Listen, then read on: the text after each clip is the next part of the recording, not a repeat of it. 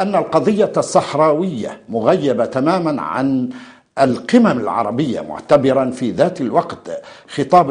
ملك المغرب الأخير خرجة صبيانية ومحاولة يائسة لشراء ذمم بعض الدول خاصة الإفريقية منها.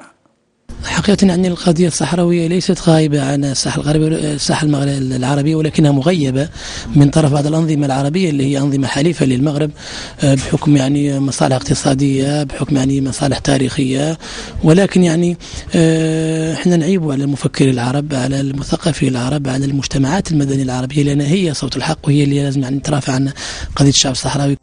سلمى ولدى لقائه مع اللجنة الوطنية الجزائرية للتضامن مع الشعب الصحراوي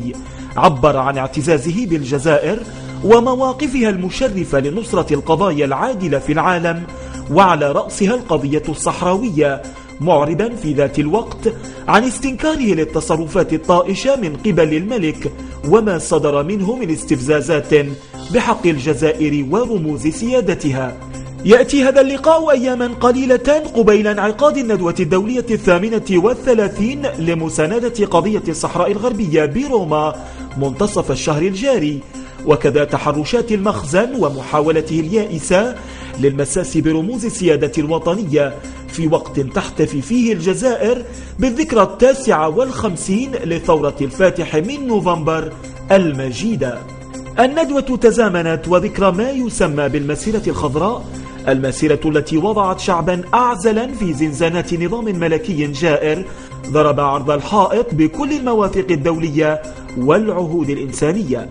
سلمى وخلال هذا اللقاء وجه نداء للخارجية الأمريكية وللشعب الأمريكي للوقوف مع الحق وإقرار السلام، مطالبا المجتمع الدولي بالتعجيل بإيجاد تسوية عادلة للقضية الصحراوية.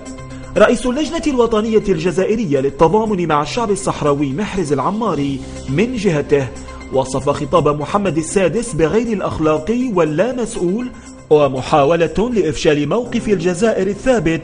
إزاء القضية الصحراوية، معبرا في ذات الوقت عن اعتزاز وفخر الجزائريين باحتضان اللاجئين الصحراويين بتندوف